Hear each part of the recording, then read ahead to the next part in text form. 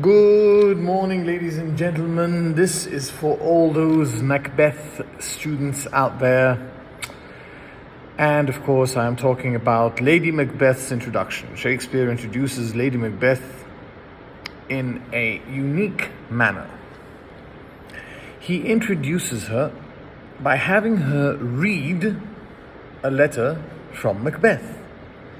So he introduces her using the words of another character. Now, up until this point, Macbeth has been speaking in verse. At this point, through the letter, he's speaking in prose.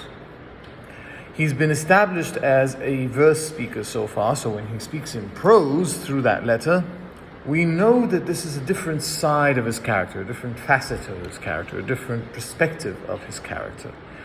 We can safely assume that this is a more vulnerable part of his character. Now, introducing a character through the words of another character is odd.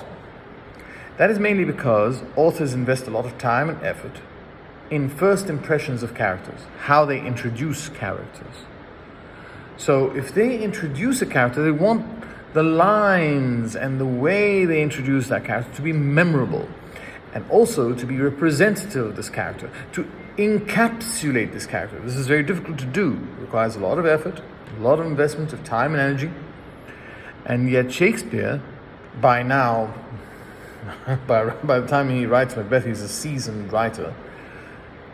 Now he is introducing a character using the lines of another character. So, what does that tell us?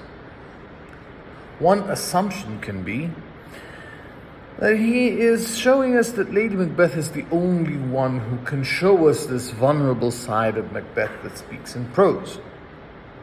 He also uses it as an opportunity to make Lady Macbeth speak to Macbeth through the letter, but in a way she's also speaking to herself, if you get my meaning.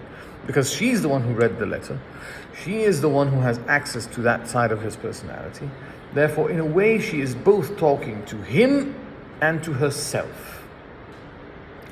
So, please, use this example to build a paradigm for yourself in play analysis.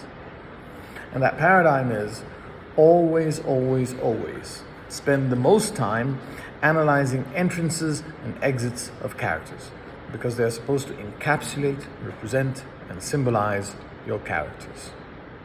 Thank you. Have a nice day.